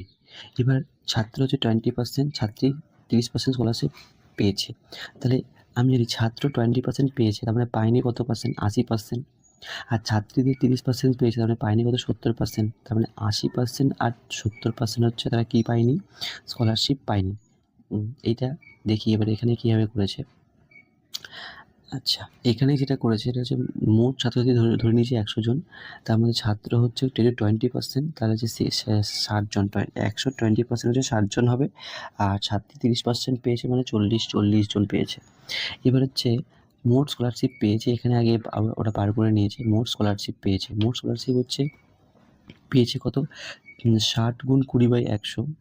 যেহেতু 20% পেয়েছে, তাহলে এখান থেকে ক্যালকুলেশন করলে পরে হবে 6 দুগুণে 12, আর এখান থেকে ক্যালকুলেশন করলে হবে 3 4-এ 12, তাহলে 12 12 24 জন। 24 জন হচ্ছে পেয়েছে, তাহলে পায়নি কতজন? 76 জন। 24 জন পেয়েছে, 76 জন পায়নি। তাহলে এবার স্কলারশিপ পায়নি কত পার্সেন্ট? সেটা হচ্ছে 76%। 76 76 গুণ 76/100, 100 গুণ 76/100। নেক্সট অঙ্ক দেখে নিই। নেক্সট অঙ্ক হচ্ছে 8, 24, 36 এবং 54 লসাগু কত? তাহলে এই যে 4টি সংখ্যা, এদের লসাগু কত হবে? এদের লসাগু আমি এখান থেকে বার করতে পারি। 216 এখান থেকে বের করেছে, তো এটা ইজি অঙ্ক দেখবে। আচ্ছা, নেক্সট অঙ্ক দেখে নিই আমরা। কোনো একটি আয়তক্ষেত্রের বাহুর পরিমাণ যদি 20% বৃদ্ধি পায়, তার ক্ষেত্রফল কত শতাংশ বৃদ্ধি পাবে? এরকম অঙ্ক খুবই সহজ। তো এই ক্ষেত্রে তোমাদের ক্ষেত্রফলের বৃদ্ধির হার বার করার জন্য যেটা বাহু বৃদ্ধি পাচ্ছে তাকে দুবার যোগ করতে হবে, গুণ দিয়ে 20 গুণ 20/100। 20 গুণ 20/100। শুধু বাহুর বৃদ্ধি নয়, যদি কোনো পরিসীমাও যদি একই রকমভাবে বৃদ্ধি পায়, 20% বৃদ্ধি পেয়েছে, তার ক্ষেত্রফল কত শতাংশ বৃদ্ধি পাবে? একই রকম অঙ্কের ক্ষেত্রে এরকম 20 + 20, মানে a প্লাস, মানে সূত্রটা মনে রাখতে হবে যে a প্লাস a, তারপরে হবে প্লাস মাইনাস, প্লাস মাইনাস, তারপরে হচ্ছে 20 গুণ 20, মানে a গুণ a বাই হচ্ছে 100। তো এই সূত্র অনুযায়ী প্লাস মাইনাস দিয়ে এই সূত্র অনুযায়ী তোমাকে কিন্তু করতে হতে পারে। আচ্ছা, তাহলে এখান থেকে কত আসলো? 44% আসলো। আমরা নেক্সট অঙ্কে দেখি। আচ্ছা, নেক্সট অঙ্ক বলেছে যে নিম্নলিখিত বছরগুলি বিবেচনা করুন: 1600, 1700, 1800, 1900, 2000 এতগুলি। বলছে এর মধ্যে কতগুলি লিপ ইয়ার আছে, এটা আমাকে মানে বার করতে বলেছে। তাহলে আমরা জানি যে লিপ ইয়ার যদি এই শেষে যদি মানে দুটো করে শূন্য থাকে, তাহলে তাকে আমাদের 400 দিয়ে ভাগ করতে হবে। তাহলে 400 দিয়ে ভাগ করলে আমাদের ভাগফল কোনটা যাবে? একমাত্র 1600-কে 400 দিয়ে ভাগ যায়। আর কাকে দিয়ে ভাগ যায়? 400 দিয়ে 1600-র পরে এখানে দেখো 2000-কে ভাগ যাবে, 2000 সালকে। আর কাকে ভাগ যাবে আমাদের এখানে? আর যাবে হচ্ছে 2400-কে ভাগ যাবে। এই তিনটি কিন্তু একমাত্র সংখ্যা যা কিন্তু 400 দিয়ে ভাগ যায়, তাই কিন্তু এই তিনটেই হবে কিন্তু লিপ ইয়ার। তার মানে লিপ ইয়ারের বছরগুলো হবে কত? 3 বছর। অপশান এ কিন্তু সঠিক উত্তর। নেক্সট অঙ্ক দেখে নিই। নেক্সট অঙ্ক বলেছে যে কোনো পরীক্ষার্থীদের 17% বাংলায়, 18% ইংরেজিতে অকৃতকার্য হয়। যদি বাংলা ও ইংরেজিতে উভয় বিষয়ে 5% অকৃতকার্য হয়, তবে উভয় বিষয়ের কৃতকার্য শতকরা হার কত? মানে বলেছে যে পরীক্ষার্থীর 17% বাংলাতে, 18% অকৃতকার্য, মানে হচ্ছে ফেল অ্যাকচুয়ালি। মোট অকৃতকার্য হচ্ছে কত এখানে, সেটা আগে বার করেছে। মোট অকৃতকার্য হচ্ছে 17 + 18 - 5। কেন -5? কারণ বাংলা আর ইংরেজি উভয় বিষয়ে অকৃতকার্য বলেছে 5%, তাই জন্য -5 হয়েছে। তাহলে 17 18 যোগ -5 সমান আছে কত? 30%। আর উভয় বিষয়ে কৃতকার্য কত? উভয় বিষয়ে কৃতকার্য হচ্ছে 100 থেকে 30 মানে 70% কৃতকার্য। নেক্সট অঙ্ক, একটি সংখ্যাকে দ্বিগুণ করে 9 যোগ করা হলে যে সংখ্যাটি পাওয়া যায়, সেই সংখ্যাটি যদি 3 গুণ করা হয় তবে তা 75 হয়। সংখ্যাটি কত? একটা সংখ্যাকে দ্বিগুণ করে 9 যোগ করা হলো, তাহলে তুমি এখানে সংখ্যাটাকে ধরে নাও। দেখো ওটা তাই সেরকমভাবে করেছে। সংখ্যাটাকে দ্বিগুণ করে 9 যোগ করা হলে যে সংখ্যাটি পাওয়া গেল, সেই সংখ্যাটাকে 3 গুণ করা হলো, তবে তা 75 হবে। আচ্ছা, তাহলে এখানে দেখো সংখ্যাটি ধরে নিয়েছে x, তাহলে সংখ্যাটিকে প্রথমে দ্বিগুণ করা হোক। তাহলে x মানে হবে, দ্বিগুণ করলে হবে 2x, এবং তার সাথে বলেছে 9 যোগ করা হোক, তার মানে 2x + 9। আর যেটা হলো সংখ্যাটা x + 9 যোগ করার পরে তার আবার 3 গুণ, তাকে 3 গুণ করার পর এটার সঙ্গে কত হবে? সমান 75, কারণ 75 হবে। তাহলে এখান থেকে যেটা বার করেছে 8 = x = 8, এটাই অ্যান্সার। 8 = 8। নেক্সট অঙ্ক দেখে নিই। বলছে ৪৫ কিমি পার ঘন্টা ৪৫ কিমি পার ঘন্টা বেগে গতিশীল ১৩০ মিটার লম্বা একটি ট্রেন ৩০ সেকেন্ডে একটি সেতুকে অতিক্রম করে। সেতুটির দৈর্ঘ্য নির্ণয় করুন। মানে ৪৫ কিমি মানে গতিবেগ কত? ৪৫ কিমি পার ঘন্টা। কত মিটার লম্বা? ১৩০ মিটার লম্বা। এইটা মিটারে দিয়ে দিয়েছে, কিন্তু স্পিডটা দেখো কিমি পার ঘন্টাতে দিয়ে দিয়েছে। একটি ট্রেন কত সেকেন্ডে যাচ্ছে? ৩০ মিটার লম্বা একটি ট্রেনকে ৩০ সেকেন্ডের একটি সেতুকে অতিক্রম করে। ৩০ সেকেন্ডে একটা সেতুকে আক্রমণ করে। সেতুটির দৈর্ঘ্য নির্ণয় করতে বলেছে। ১৩০ মিটার যেটা, সেটা হচ্ছে ট্রেনের দৈর্ঘ্য। আর ট্রেনটা কত সেকেন্ডে সেতুকে পার করছে? ৩০ সেকেন্ডে পার করছে। তাহলে দেখি অঙ্কটা কীভাবে এখানে করে দিয়েছে। তাহলে ধরেছি এখানে সেতুর যে দৈর্ঘ্য সেটা হচ্ছে এক্স মিটার। তাহলে মোট অতিক্রম দূরত্ব হচ্ছে মানে ট্রেনের দৈর্ঘ্য প্লাস সেতুর দৈর্ঘ্য, তার মানে হচ্ছে এক্স প্লাস ১৩০ মিটার। এবারে এই এই যে মোট দূরত্ব, এটা কত সেকেন্ড অতিক্রম করে? ৩০ সেকেন্ডে। তাই এখান থেকে তার গতিবেগটা পেয়ে গেল হচ্ছে এক্স প্লাস ১৩০ বাই হচ্ছে ৩০। এখান থেকে এটা কী আসলো? এখান থেকে স্পিড আসলো, মানে মোট দূরত্ব বাই সময়। তাহলে এটা গতিবেগ চলে আসলো। আর এইটাই সমান বইয়ে কত বলেছে? বইয়ে কিন্তু বলে দিয়েছিল না যে ৪৫ কিমি পার ঘন্টা গতিবেগ, ৪৫ কিমি পার ঘন্টা। এই ৪৫ কিমি পার ঘন্টা তো এটা তো মিটারে নেই, আমাকে মিটারে কনভার্ট করতে হবে। তা সেই জন্য কিন্তু এখানে এরা কিন্তু দেখো ৪৫ মানে ৪৫ কিলোমিটার লিখেছে, আর একে কত দিয়ে গুণ করেছে? ৫/১৮ দিয়ে গুণ করেছে। কেন ৫/১৮ দিয়ে গুণ করেছে? কারণ কিলোমিটার কি বেশি, যদি মিটারে কনভার্ট করতে হয়, কিলোমিটার থেকে যদি মিটারে আসতে হয়, তাহলে সেক্ষেত্রে কিন্তু এই ৫/১৮ দিয়ে গুণ করতে হবে। আর যদি উল্টোটা হতো, যদি মিটার থেকে কিলোমিটারে যদি আসতে হয়, তখন কী করতে হবে? যা থাকবে উল্টোটা, মানে উপরে থাকবে ১৮, নিচে থাকবে ৫, তখন এটা দিয়ে গুণ করতে হবে। এটা কিন্তু মাথায় রাখবে। আচ্ছা, তাহলে এখান থেকে তাহলে ক্যালকুলেশন করে কী বেরোলো? ক্যালকুলেশন করে বেরোলো x = ২৪৫। এটাকে একটুখানি খাতায় করবে, দেখবে এরকমই উত্তর আসবে। নেক্সট, একটি নল কোনো ট্যাঙ্ক ৬ ঘন্টায় পূর্ণ করে। ট্যাঙ্কটি অর্ধপূর্ণ হলে একই রকম আরও ৩টি নল খুলে দেওয়া হয়। তাহলে ট্যাঙ্কটি পূর্ণ করতে মোট কত সময় লাগবে?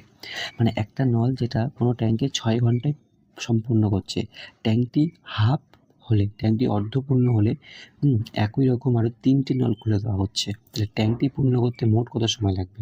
দেখি এখানে কীভাবে করেছে। তাহলে এখানটায় দেখো যে ট্যাঙ্কটি অর্ধেক পূর্ণ করতে সময় লাগবে কত?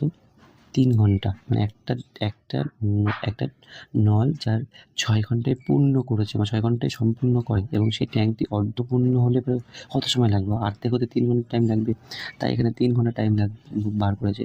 আর বাকি অর্ধেক, অর্থাৎ বাকি যে ৩ ঘন্টা পড়ে থাকলো সেটি কাজ করবে, বাকি যে ৪টি নল সেটি কাজ করবে। সুতরাং বাকি সময়টা লাগবে হচ্ছে ৩/৪ ঘন্টা।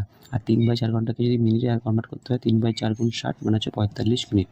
তাহলে মোট সময় লাগবে ৩ ঘন্টা ৪৫ মিনিট। কারণ ৩ ঘন্টা লাগছিল হচ্ছে প্রথম অর্ধেক পূরণ করতে, আর বাকি ৪৫ মিনিট লাগছিল বাকি যে ৪টে নল সেইটা মিলে ৪৫ মিনিট টাইম লাগাচ্ছে। তাহলে মোট আসলো ৩ ঘন্টা ৪৫ মিনিট। ঠিক আছে, নেক্সট অঙ্ক দেখো, বলেছে যে ১২৬ টাকা। হ্যাঁ, নেক্সট অঙ্ক কী বলেছে? ১২৬ টাকা প্রতি কেজি ও ১৩৫ টাকা প্রতি কেজি মূল্যের ২ প্রকার চা তৃতীয় প্রকার অপর একটি চায়ের সাথে ১:১:২ অনুপাতে মিশ্রিত করা হলো। যদি মিশ্রিত চায়ের মূল্য প্রতি কেজিতে ১৫৩ টাকা হয়, তবে তৃতীয় প্রকার চায়ের প্রতি কেজির মূল্য কত? মানে ১২৬ টাকা প্রতি কেজি আর ১৩৫ টাকা প্রতি কেজি মূল্যের ২ প্রকার চা মিশিয়ে তৃতীয় প্রকার অপর একটি চায়ের সাথে ১:১:২ অনুপাতে মেশানো হলো। ১:১:২। যদি মিশ্রিত চায়ের মূল্য প্রতি কেজিতে ১৫৩ টাকা হয়, তবে তৃতীয় প্রকার চায়ের প্রতি কেজির মূল্য কত? মানে ১ কেজির দাম কত হবে ৩ প্রকার চাটা, সেটা বার করতে বলেছে। তাহলে এক্ষেত্রে আমাকে প্রথমে কী বার করতে হবে? যেটা আমাকে প্রথমে বার করতে হবে সেটা হচ্ছে ধরে নিতে হবে। এখানে ধরে নিয়েছি, দেখো প্রথম প্রকার, দ্বিতীয় প্রকার, তৃতীয় প্রকার চা যথাক্রমে ১ কেজি, ১ কেজি ও ২ কেজি মেশানো হয়েছে।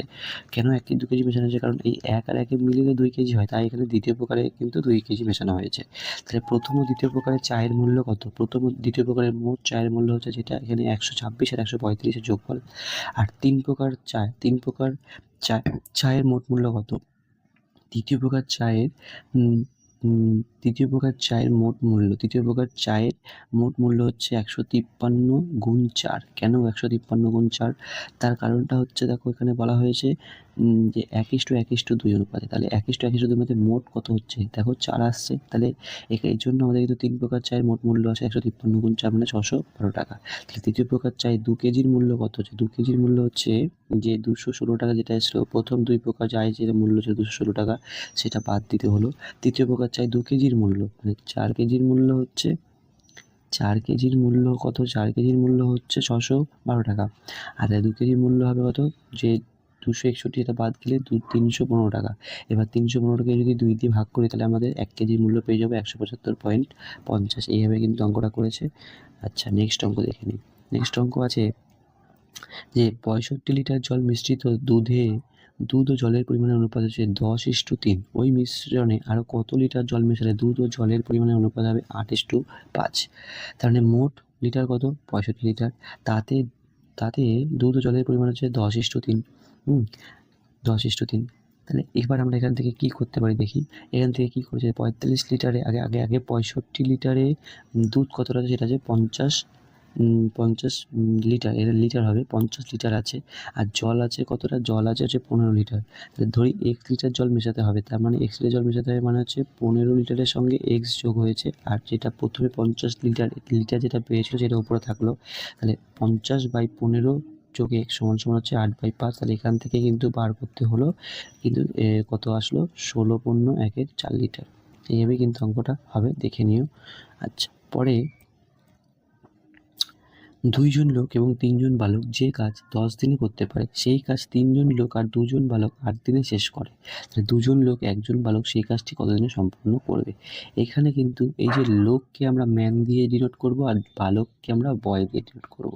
তাহলে বলেছে 2 জন লোক আর 3 জন বালক। তাহলে 2 জন লোক আর 3 জন বালক, দেখো নিচে দেখো ব্যাখ্যাতে 2 জন লোক আর 3 জন বালক এরা করছে কত দিনে? 10 দিনে করতে পারে। তাহলে গুণ 10। আর 3 জন লোক আর 2 জন বালক, দেখো 3 জন ম্যান আর 2 জন বয়, এটা করতে পারে 8 দিনে করতে পারে। তাহলে এবার যদি এখান থেকে যদি ক্যালকুলেশন করা হয়, তাহলে দেখো ক্যালকুলেশন করলে পরে কী আসছে? 20m, 30b, 24m, 16b। M দুটোকে একদিকে নিয়ে যাও আর বয় দুটোকে আরেকদিকে নিয়ে যাও। তাহলে 4m সমান কত আসবে? 14b। তাহলে m সমান কত আসবে? 7b। তাহলে এখান থেকে বার করেছে যে এখান থেকে বেরিয়ে যাবে কত? নির্ণয়ের সময় কত আসবে? আচ্ছা, আগে এখান থেকে 2 জন মানুষ আর 3 জন বালক, এটাকে আগে বার করতে হবে। আবার 2 জন মানুষ আর 1 জন বালক, এটাকে বার করতে হবে। 2 জন মানুষ আর 3 জন বালক হচ্ছে 7b আর হচ্ছে 3b। 7b 3b কী করে আসলো? এটা দেখো বইয়েই বলে দিয়েছে যে এই যে এখন 2 জন লোক আর 1 জন বালক, এই যে 2 জন লোক আর 1 জন বালক সেই কাজটি সম্পন্ন করতে কত সময় নেবে সেটা আমাকে বার করতে বলেছে। তাহলে সেটা 2 জন বালক আর 2 জন লোক আর 1 জন বালক সমান হবে হচ্ছে 7 জন বালক প্লাস 1 জন বালক। কেন 1 জন বালক? দেখো তারপর 2 জন মানুষ হচ্ছে 7 জন বালকের সমান আর 3 জন বালক হচ্ছে 3 জন বালকের সমান। তাহলে 2 জন মানুষ যদি 7 জন বালকের সমান, তাহলে 2 জন ম্যান হচ্ছে 7 বালক আর 1 বালক মানে 1 বালক। 7 আর 1 কত হবে? 8 জন বালক। এই 8 জন বালকটা হচ্ছে আসলো। আর হচ্ছে 2 জন ম্যান আর 3 জন বালক মানে 3 জন বয়, এদের হচ্ছে মোট কত আসছে? 2 জন ম্যান মানে 7 জন বালক। তাহলে 7 জন বালক প্লাস 3 জন বালক মানে 10 জন বালক। তাহলে আসবে 10 গুণ 10 বাই কত? 8। 10 গুণ 10 বাই 8 মানে হচ্ছে 12.112। এটাই হচ্ছে অ্যান্সার। এর পরের অঙ্কটা দেখো, বলছে যে একজন মোটি পরপর 5 মাস এত টাকা জিনিস বিক্রয় করলেন। ষষ্ঠ মাসে তিনি কত টাকা জিনিস বিক্রয় করলে তার গড় বিক্রয় মূল্য তার 6,500 টাকা হবে। তার মানে 5 মাসে মোট বিক্রয় বার করতে হবে। দেখি কীভাবে করেছে অঙ্কটা, ভালো করে দেখি। যে 5 মাসে মোট বিক্রয়, 5 মাসে যতগুলো টাকা পেয়েছে সবগুলোকে যোগ করে 34,009 টাকা আসলো। আর 6 মাসের মোট বিক্রয় হচ্ছে 6 মাসের মোট বিক্রয় এখানে কী করে বার করলো? দেখো বলেছে যে ষষ্ঠ মাসে তিনি কত টাকার জিনিস বিক্রয় করলে তার গড় বিক্রয় 6,500 টাকা হবে।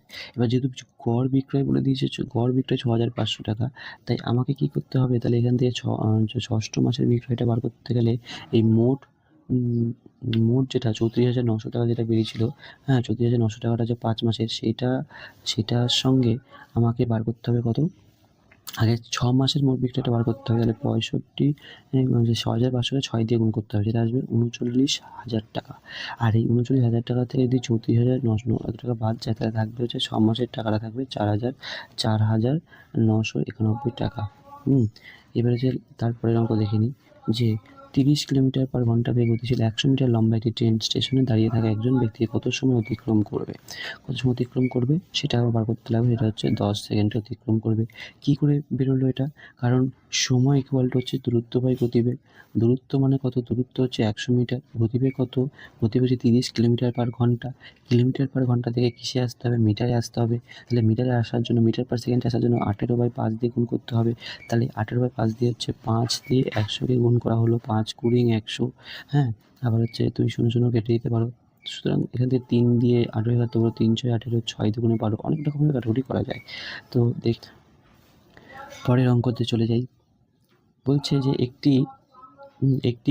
কোনো একটি ভগ্নাংশ কোনো একটি সংখ্যা দিয়ে এতকে ভাগ করলে ভাগফল ভাগশেষ হবে যথাক্রমে এত এত। ভাজকটি নির্ণয় করুন। ভাজকটি নির্ণয় করতে বলে কোনো একটি সংখ্যা দিয়ে এতকে ভাগ করলে ভাগফল আর ভাগশেষ। ভাগফল 76, ভাগশেষ 536, ভাজক কত? তাহলে আমরা জানি যে যে ভাজ্য সমান কী হয়? ভাজক গুণ ভাগফল যোগ ভাগশেষ। তাহলে এখানে যেহেতু ভাগফল বলেছে আর ভাগশেষ বলে দিয়েছে, তাহলে ভাগফল যেটা হয় তার সঙ্গে আমাদের কী করতে হবে? ভাজক যেটা থাকে তাকে গুণ করতে হবে। তাহলে ভাজক গুণ ভাগফল, ভাজক গুণ ভাগফল। দেখো লেখা রয়েছে 76 গুণ x। ভাজকটা হচ্ছে কি? ভাজকটা হচ্ছে x, ধরে নিল ভাজকটা x, আর ভাগফলটা কি 76, তাহলে ভাজক গুণ x যোগ হচ্ছে কি? ভাজক গুণ ভাগফল যোগ ভাগশেষ। ভাগশেষ সমান সমান হচ্ছে কত? ভাজ্য। তো এরকম করে কিন্তু তোমাকে কিন্তু ক্যালকুলেশন করে বার করতে হবে। যে বলে দিয়েছে যে x এর মান কত? 576 টাকা। আচ্ছা, এর পরের অঙ্কটা দেখে নিই। বলছে কিছু টাকা বার্ষিক 5% সরল সুদের হারে কত বছর সেটা 3 গুণ হবে? কিছু টাকা, তাহলে কিছু টাকাকে ধরে নাও x টাকা। তাহলে x টাকাটা কি হচ্ছে? এখানে p সমান আসলে 100 টাকা ধরে নিয়েছে। আর সেটা কত বছরে বলছে দ্বিগুণ হবে, 3 গুণ হবে। 3 গুণটা মানে কত? 3 গুণ মানে 300 টাকা। 300 টাকা কি? সুদ প্লাস আসল। সুদ প্লাস আসল হচ্ছে 300 টাকা। তাহলে এখান থেকে সুদটা কত হচ্ছে? 200 টাকা সুদ আসছে। তাহলে রেট অফ ইন্টারেস্ট যদি 5% হয়, তাহলে আমাদের এখানে বার করতে হবে কত বছর, টাইমটা বার করতে লাগবে। টাইমটা কত লেগেছে সেটা বার করতে লাগবে। তার জন্য কী হবে? t সমান হচ্ছে 100 × I/PR। তাহলে এখান থেকে দেখো 100 × I মানে হচ্ছে 200, PR মানে হচ্ছে 100 গুণ 5 মানে হচ্ছে 40। টাইম হচ্ছে 40 বছর। ঠিক আছে, চলো তাহলে আমরা শুরু করি GI এর প্রশ্নগুলো। প্রথমটা বলেছে যে নিচের শব্দগুলিকে অর্থবহ ক্রমানুসারে সাজান। তাহলে আমরা অ্যালফাবেটিক্যালি প্রথমে আসবে কত? অ্যালফাবেটিক্যালি প্রথমে আসবে নিশ্চয়ই C আসবে প্রথমে, মানে I। তারপরে কত আসবে? তারপরে আসবে 3 নম্বরে D আসবে। তারপরে কত আসবে? D এর পরে তারপরে আসবে তোমার নিশ্চয়ই 2 নম্বর I আসবে। তারপরে কত আসবে? তারপরে 2 নম্বরের পরে নিশ্চয়ই আসবে V আসবে। V এর পরে তারপরে আসবে 4। তাহলে আসছে 1 3 2 5 4, 1 3 2 4 2 5 4, 1 3 2 4 5 কোথায় আছে? এখানে দেখো অপশান A B তে নেই। চলো আমরা পরেরটাতে দেখি। অপশান 1 3 4 5 2, দেখো অপশান C। অপশান C হচ্ছে কারেক্ট অ্যান্সার।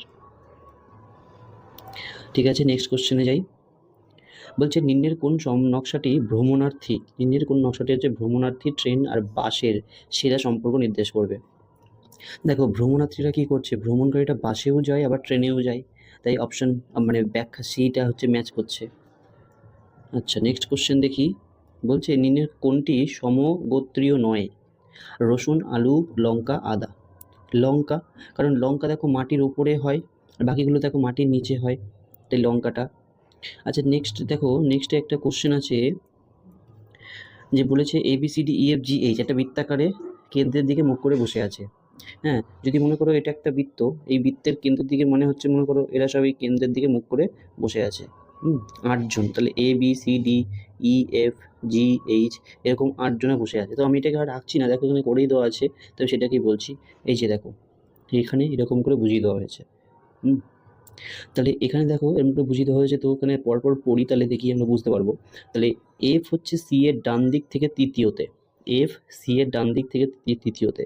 দেখো এফ যেখানে বসে আছে, এফ এফ হচ্ছে সি এর ডান দিক থেকে, সি আছে এখানে, সি এর ডান দিক হচ্ছে এইটা, তৃতীয় স্থানে বসে আছে। আচ্ছা হলো। তারপরে কি বলেছে, তারপরে বলেছে যে এইচ এর বাঁ দিক থেকে দ্বিতীয় স্থানে, এইচ এর বাঁ দিক থেকে দ্বিতীয় স্থানে, এইচ দেখো এখানে, এইচ এর বাঁ দিকে হচ্ছে এইটা, দ্বিতীয় স্থানে বসে আছে কত, এফ। এটা বোঝা গেল। আচ্ছা এরপরে দেখো কি বলেছে, বলেছে যে ডি হচ্ছে সি কিংবা এইচ এর ঠিক পাশে বসে নেই, ডি সি বা এইচ এর পাশে বসে নেই। অর্থাৎ আমি এখানে বলতে পারি যে ডি ডি কোথায় বসে আছে, ডি হচ্ছে এখানে বসে আছে, ডি হচ্ছে সি বা এইচ, এই যে সি আর হচ্ছে এই এইচ, সি বা এইচ এর দেখো পাশে কি বসে আছে, নেই। এখানে সি এর পাশে বি আছে, এইচ এর পাশে জি আছে, তো নিশ্চয়ই পাশে বসে নেই। এরপরে বলেছি ই এর ঠিক ডান পাশে বসে আছে, ই হচ্ছে কোথায় বসে আছে, এই যে আমরা দেখাতে পারি ই, ই বসে আছে এর ঠিক ডান পাশে, এর ঠিক ডান পাশে, দেখো ই বসে আছে এর ঠিক ডান পাশে। তারপরে কি বলেছে, বলেছে এবং এ হচ্ছে জি এর ডান দিকে দ্বিতীয় স্থানে বসে আছে, এ বসেছে জি এর ডান দিকে দ্বিতীয় স্থানে, জি এর ডান দিকে দ্বিতীয় স্থানে এই যে জি, জি এর ডান পাশে দ্বিতীয় স্থানে এ বসে আছে। ঠিক আছে, এইভাবে কিন্তু এই ছকটা কিন্তু করতে হবে। এবার প্রশ্ন কি দিয়েছে, প্রশ্ন করেছে যে নিম্নলিখিত কোন জোড়াতে প্রথম জন দ্বিতীয় ব্যক্তির ডান দিকে বসে আছে। দেখো এখানে প্রথমে আছে অপশন এতে আছে ডিবি, ডি আর হচ্ছে বি। এই ডিবি কি বলেছে, বলছে প্রথম জন কি হচ্ছে, প্রথম জন হচ্ছে ডি, তাহলে ডি বলছে কোন দিকে বসে আছে, ডি হচ্ছে বি এর, ডি বসেছে বি এর ডান দিকে, ডি বসেছে কোথায়, বি এর ডান দিকে, তাহলে একমাত্র এটাই সঠিক। আর বাকিগুলো কিন্তু দেখো, বাকিগুলো এক্সাম্পল দেখি, যেমন হচ্ছে এফ জি, এফ জি দেখো এফ কোথায় বসেছে এখানে, জি কোথায় বসেছে এখানে, তাহলে এ প্রথম জন কি হচ্ছে এফ, প্রথম জন হচ্ছে এফ, তাহলে এফ বসেছে জি এর কোন দিকে, বাঁ দিকে, দেখো বাঁ দিকে বসেছে, তাই এখানে অপশন এটাই হচ্ছে কারেক্ট আসছে। নেক্সট কোশ্চেন চলে আসি, বলছে সি এর বাঁ দিকে, বলছে সি এর বাঁ দিক থেকে দ্বিতীয়তে কে আছে, সি এর বাঁ দিক থেকে দ্বিতীয়, দেখি আমি সি এর বাঁ দিক থেকে দ্বিতীয়তে কে আছে, সি হচ্ছে এখানে, সি এর বাঁ দিক থেকে দ্বিতীয়তে, বাঁ দিকে মানে ডান দিক, বাঁ দিক থেকে দ্বিতীয়তে, 1 2 এ বসে আছে, দেখো এদিকে সি এর বাঁ দিক হচ্ছে এ, তাহলে এ বসে আছে সম্ভবত ডিতে এ, এ বসে আছে। আচ্ছা নেক্সট কোশ্চেনে চলে আসি, বলছে যে কোন অবস্থানটি এইচ এর সাথে বি এর সম্পর্ককে নির্দেশ করে, এইচ এর সাথে বি এর সম্পর্ক। আচ্ছা আমরা দেখি এইচ আর বি কত দূরত্বে রয়েছে, দেখো এইচ রয়েছে এখানে, বি রয়েছে এখানে, তাহলে দেখো যদি আমি এইচ এর যদি ডান দিক থেকে দেখি, তাহলে ডান দিক থেকে 1 2 3 4 4 নম্বরে, আর বাঁ দিক থেকে দেখতে পারি 1 2 3 4 4 নম্বরে, মানে ডান দিক থেকে 4 নম্বরে, বাঁ দিক থেকেও 4 নম্বরে, তাহলে আমরা রিলেশনটা দেখি কি আছে, ডান দিক থেকে দ্বিতীয়, ডান দিক থেকে চতুর্থ, একমাত্র 2, দেখো ডান দিক থেকে চতুর্থ 2 নম্বরটা মিলছে, তাহলে 2 নম্বরটা অপশন দেখো এতে রয়েছে, এটাই উত্তর। আচ্ছা এরপরে জি ও ডি এর মাঝখানে কি বসে আছে, জি ও ডি, দেখো জি আর ডি এর মাঝখানে, জি আর হচ্ছে ডি এদের মাঝখানে দেখো এফ আছে, তাহলে আমি বলতে পারি যে ডি ও ডি এর মাঝখানে কি আছে, এফ, মানে সি এরটা হচ্ছে অ্যান্সার। নেক্সট কোশ্চেনে চলে আসি,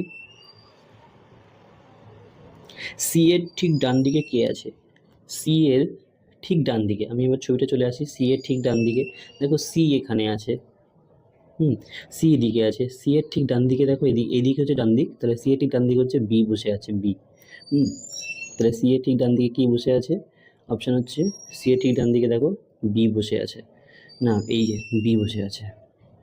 আচ্ছা এর পরের উত্তর, পরের কোশ্চেনটা, 5টি বালকের মধ্যে বি এর থেকে লম্বা কিন্তু ডি এর মতো লম্বা নয়, তাহলে আমি এখানে কি বলতে পারি, যে 5টি বালক হচ্ছে, বলেছে যে বি হচ্ছে এ এর থেকে লম্বা, তার মানে বি, যে সে হচ্ছে লম্বা কার থেকে, এ এর থেকে লম্বা, কিন্তু ডি এর মতো লম্বা নয়, তার মানে ডি এর থেকে ছোট, তাই তো, তাহলে এটা বোঝা গেল। এবার যে সি এর থেকে লম্বা কিন্তু এ এর থেকে বেটো, এর থেকে হচ্ছে বেটো, তার মানে এর থেকে বেটোকে সি, কিন্তু সি আবার বলছে ই এর থেকে লম্বা, তাহলে তার লাস্টে কে থাকছে, ই থাকছে, তাই তো। তাহলে বলেছে দীর্ঘতম হচ্ছে ডি, এখানে অ্যান্সার আছে দেখো ডি, দেখো অপশন সিতে ডি আছে।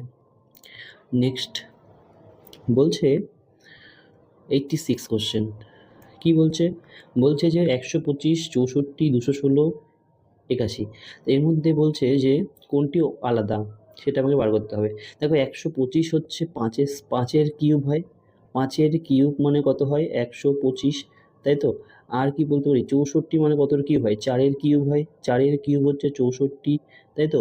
আর কি বলতে পারি, 216 কতর কিউব হয়, 6-এর কিউব, 6-এর কিউব হচ্ছে 216। তাহলে আমি এখান থেকে বলতে পারি 81টা কত, 81 হচ্ছে 9 স্কোয়ার হয়, 9 স্কোয়ার, 9 9 81। তাহলে একমাত্র এইটাই আলাদা, মানে 81টাই আলাদা, তাই হচ্ছে option C, option C. Next, তারপর বলেছে চিত্রতে কতগুলো ত্রিভুজ আছে, এখানে কতগুলো ত্রিভুজ আছে সেটা গুনতে হবে। তো প্রথমে যে এই ছোটোগুলোকে আমরা যদি গুনি, 1 2 3 4 5 6, ছোটোগুলো আছে 6টা, এখানে 6। এবার আমরা যদি বড়গুলোকে গুনি, বড়গুলো বলতে এই যে এইটাকে, একটা দুটো, এখানে একটা দুটো, ওকে, দুটো পেলাম। তারপরে দেখো 3টে 4টে, এখানে 4টে আসলো,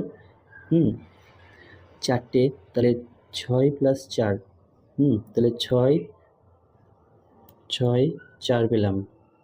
এখন আছে 3 + 1, আর 3 + 1টা আমরা দেখি কোথায় আছে। দেখো আমি আরও 3টে খুঁজছি, দেখো এইখানে একটা আছে, এটাকে ধরা হয়নি, এটা একটা হবে। আর আমি বলতে পারি দেখো এই একটা আছে, এই একটা হলো, আরও একটা আমি বলতে পারি, সেটা এই দেখো 3টে, তাহলে এই 3টে আসলো। এবার আর একটা আমি পাবো হচ্ছে, আর একটা আমি পাবো কোথায়, আর একটা যেটা আছে লম্বা, আচ্ছা আর একটা পেয়েছি। আর একটা দেখো আমি অন্য কালি দিয়ে দেখাচ্ছি, এই যে এটা তো বললাম, এই দেখো একটা হচ্ছে এইটা, তাহলে মোট হচ্ছে এই 14টা ত্রিভুজ। ভালো করে আরেকবার ভিডিওটা দেখো, তাহলে হয়তো বুঝতে পারা যাবে। তাহলে এটা কিন্তু কতগুলো ত্রিভুজ হবে, 14টা ত্রিভুজ আসবে, ঠিক আছে। আচ্ছা পরের কোশ্চেনে চলে যাই। বলছে যে কোনো একটা নির্দিষ্ট বছরে গান্ধীজির জন্মদিন ছিল রবিবার, কোনো একটা নির্দিষ্ট বছরে গান্ধীজির জন্মদিন ছিল রবিবার। এখন বলছে সেই বছরে ক্রিসমাস কবে হবে। আমরা জানি গান্ধীজির যে জন্মদিন সেটা হয় 2nd অক্টোবর, আর ক্রিসমাস হচ্ছে 25শে ডিসেম্বর। তাহলে 2nd অক্টোবর থেকে 25শে ডিসেম্বর কত দিন হয়, সেই মোট দিনটাকে বার করতে হবে। অক্টোবর মাসটা 31শে শেষ হয়, সেই কারণে এই যেহেতু 2nd অক্টোবরে জন্মদিন, তাই 2nd অক্টোবর বাদ দিলে পরে হবে 29 দিন। অক্টোবরে পরে আসবে নভেম্বর আসবে 30 দিন, আর ক্রিসমাসের হচ্ছে 25 দিন, টোটাল হচ্ছে 84 ডেজ। আর 84 ডেজকে 7 দিয়ে ভাগ করলে 0 ভাগশেষ থাকে, তাই এখানে বলছে যে ক্রিসমাসটা রবিবারই আসবে। নেক্সট কোশ্চেনে চলে যাই। নেক্সট কোশ্চেনে বলেছে একজন ব্যক্তি 3 কিলোমিটার উত্তরে হাঁটার পর বাঁদিকে ঘুরে 2 কিমি হাঁটেন, 3 কিমি উত্তর দিকে হাঁটার পর। দেখো এখানটায় করে দিয়েছি, আমি সেটাকেই দেখাচ্ছি। একজন ব্যক্তি বলছে 3 কিমি উত্তরের দিকে হাঁটছে, এই যে 3 কিমি উত্তরের দিকে হাঁটছে। তারপরে বলছে বাঁদিকে ঘুরে 2 কিমি, এই যে বাঁদিকে ঘুরে 2 কিমি গেছে, 2 কিমি হাঁটেন, তারপর পুনরায় সে আবার বাঁদিকে নিচে যায়, আবার 3 কিমি যায়, নিচে 3 কিমি হাঁটেন, তারপর তিনি ডান দিকে ঘুরে সোজা হাঁটতে লাগলেন। এইভাবে এটাকে করে যায়। তিনি এখন কোন দিকে হাঁটছেন, তিনি বলতে এটা পশ্চিম দিকে হাঁটছেন, তাই এটা পশ্চিম দিক হচ্ছে। আচ্ছা নেক্সট কোশ্চেন চলে আসি। বলছে যে স্টার চিহ্নটির বিপরীত পাশে কোন চিহ্নটি আসবে, স্টার চিহ্নটির বিপরীত পাশে কোন চিহ্নটি আসবে। তাহলে দেখো আমাদের এখানে স্টার কোথায় কোথায় আছে, এই ছবিতে স্টার আছে, এই ছবিতে আছে, এই ছবিতে আছে, কিন্তু এই ছবিটাতে নেই। তাহলে আমি এই ছবিটাতে কী আছে, হ্যাঁ @ দুটোতেই রয়েছে, এই দুটোতে আছে, তাহলে এটা তো হবেই না, মাইনাসটাও হবে না, প্লাসও আসবে না। এবার এই দুটো ছবির মধ্যে আমি রিলেট করি, এই দুটো ছবির মধ্যে দেখো এখানে স্টার আছে কিন্তু এখানে নেই, আর এখানটায় দেখো ডলার আছে, এখানেও ডলার আছে, এইখানটায় প্লাস আছে, এখানেও প্লাস আছে, তাহলে এইখানে আর এটার মধ্যে অপোজিট চার্জ, যেটা আমি বুঝতে পারছি 8, সেই কারণে কিন্তু এখানে 8 আসছে। দেখো বিপরীতটা 8 হবে। নেক্সট কোশ্চেনে চলে আসি, যে রাধা সুনিতার থেকে ছোট কিন্তু সীতার থেকে বয়সে বড়। তাহলে রাধা হচ্ছে কি সুনিতার থেকে ছোট, দেখো সুনিতা খোঁচা দিয়েছে রাধাকে, কিন্তু রিতার থেকে বড়, কিন্তু রিতার থেকে দেখো রিতার থেকে রাধা বড়। তারপরে বলছে রীতা আবার গীতার চেয়ে বড়, এটা পরে দেখেছে, রীতা কার চেয়ে বড়, গীতার চেয়ে বড়। আর শ্যাম রিতার থেকে বড় কিন্তু রাধার চেয়ে বয়সে ছোট। আচ্ছা, শ্যাম হচ্ছে রিতার থেকে বড়। শ্যাম বড় রিতার থেকে কিন্তু রাধার থেকে ছোট। তাহলে বলছি এদের মধ্যে সব থেকে কনিষ্ঠতম কে? এটা যদি একটা কনিষ্ঠতম হচ্ছে গীতা। আচ্ছা, নেক্সট কোশ্চেন বলছে নিম্নের 4টি বিকল্প ছবির মধ্যে কোনটি বিন্যাসে সম্পন্ন করতে পারে তা নিরূপণ করো। প্লাস, দেখো এই সিম্বলটা একটু ভালো করে দেখতে হবে, হ্যাঁ। প্রথমে হচ্ছে প্লাস আছে, প্লাসের পরে কি হচ্ছে দেখো, প্লাসের পরে এটাকে গুণ চিহ্ন যে স্টার হয়ে যাচ্ছে, তারপরে স্টারের পরে দেখো 2 4 পাশে 4টে গোল করেছে। তোমরা এইভাবে ছবিটাকে রিলেট করো, এইভাবে দেখো সবকটা বুঝতে পারবে। তাহলে এটা হচ্ছে প্রথমে একটা একটা স্কোয়ার আছে, স্কোয়ারটাকে আবার গুণ চিহ্ন দেওয়া রয়েছে, তারপরে আবার দেখো 4খানা বিন্দু দেওয়া হয়েছে। তাহলে এইখানেও আমরা ছবিটাকে বলতে পারি 4খানা বিন্দু আসবে। এবার 4খানা বিন্দু দেখো নিচের অপশনের মধ্যে কোনটাতে রয়েছে, একমাত্র দেখো 2 নম্বরে রয়েছে, তাই এইটাই কিন্তু উত্তর আসবে। দেখো উত্তরটা এ, এ মানে হচ্ছে 2। নেক্সট কোশ্চেন, একদিন সকালে রাস্তার মোড়ে উদয় এবং বিশাল মুখোমুখি দাঁড়িয়ে কথা বলছিল। যদি বিশালের ছায়া উত্তরের দিকে বাঁ দিকে পড়ে তবে উদয় কোন দিকে মুখ করে দাঁড়িয়েছিল? বলছে কি, একদিন সকালে রাস্তার মোড়ে উদয় এবং বিশাল মুখোমুখি দাঁড়িয়ে কথা বলছিল। দেখো, তাহলে মুখোমুখি দাঁড়িয়ে যদি কথা বলে, বিশালের ছায়া উভয়ের দিকে, উভয় বাদিকে। বিশাল এখানে বলছে নর্থে, উদয় হচ্ছে সাউথে। বলছে বিশালের ছায়া উদয়ের ঠিক বাদিকে, বিশালের ছায়া উদয়ের ঠিক বাদিকে, মানে বিশালের ছায়াটা পড়ছে এই দিকটাতে। বলছে যে কোন অক্ষরগুলি শূন্যস্থানে পরপর বসালে সিরিজটি সম্পূর্ণ হবে। কোন অক্ষরগুলি সিরিজ সম্পূর্ণ হবে? দেখো এখানে আছে মোট কতগুলো সিরিজ, দেখো 1 2 3 4 5 6 7 8 9 10 11 12 13 14 15 16 17 18, 18টা আছে টোটাল। এখানে টোটাল হচ্ছে 18টা আছে। আমি 18কে যদি ছটা ছোট করে ভাগ করি তাহলে আসবে কি এ ড্যাশ বি, বি, তারপরে আসবে সি। তাহলে কথা হলো 1 2 3 4 5, তারপরে হচ্ছে ড্যাশ। এইরকম সিরিজে থাকবে, এরকম সিরিজে থাকলে তাহলে আমি যদি এখানটা এ এর জায়গায় যদি আরেকটা এ বসাই, আর সি এর পাশে যদি আরেকটা সি বসাই, তাহলে এ A B B C C এরকম করে আসবে। এ A B B C C, আবার এ A B B C C. তার মানে প্রথমে আসছে কি, প্রথমে আসছে এ বসছে, তারপরে সি বসছে, তারপরে আবার বি বসছে, A C B, A C B, তারপরে দেখো আবার এ বসছে। তাই উত্তর হচ্ছে এক একটা ঠিক আসছে।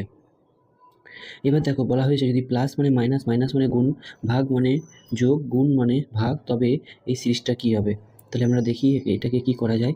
দেখো এখানে বলেছে 10 ভাগ, তাহলে প্রথমে কী করেছে, গুণের কাজটা আগে করেছে। এখানে 3 যোগ 3, চিহ্ন ও আগে চিহ্ন পরিবর্তন করা হয়েছে, চিহ্ন পরিবর্তন করার পর তারপরে করেছে। উত্তরটা এসছে 5, উত্তরটা এসছে 5 চিহ্ন পরিবর্তন করার পর। আচ্ছা, নেক্সট অঙ্কে চলে যাই।